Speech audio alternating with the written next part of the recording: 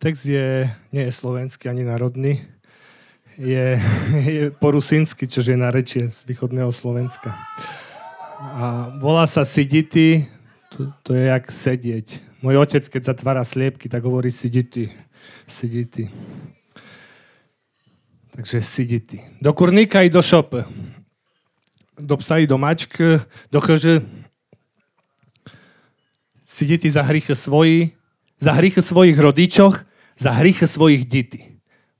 Priznatýša i siditi. Abo 3 razy zaperatý, potom kohút za kikirikát, aj tak siditi. Za nezačaté dni, za nedokončené noči.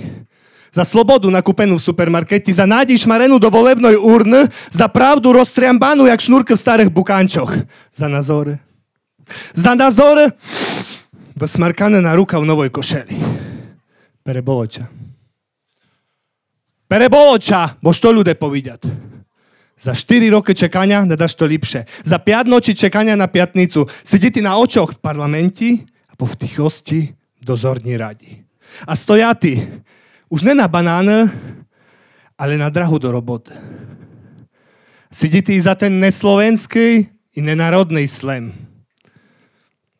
Sedíte na muríku, pod stromom, na sonci i na holírici. Furt lepšie, jak v Harešti. Sedíte na sered luxusného dvora za vysokým plotom, že by nebolo vidno do dnuka. Sedíte, i keď nič jde.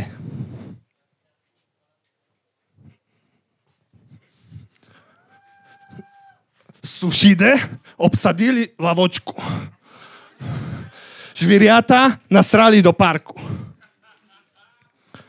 Sedíte a čekáte. Autobus je zmeškal a ďalší nepríde, bo žiješ v malým seli a to sa neoplatiť pro tebe.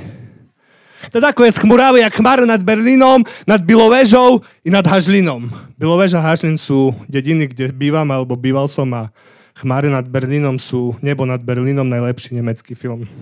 Sit, kým nezačne žity. Nesit, kým neskončíš. Sit, vyšus, byl nevinný, ale i tak môže kus chuj. Ale to už nikoho nezaujíma.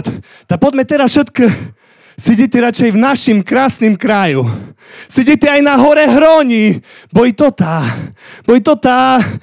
tá rusnáčka zo Svidníka špívať, že tam sú najkrajšie stromy, v čorným balógu najkrajšie rubaniska. A des tady poteče voda, ešte nikomu riz nestiskať. Ta sit na suchý zemli s mokrýma nohami. Sit i počekaj na toho s rohami. Dík.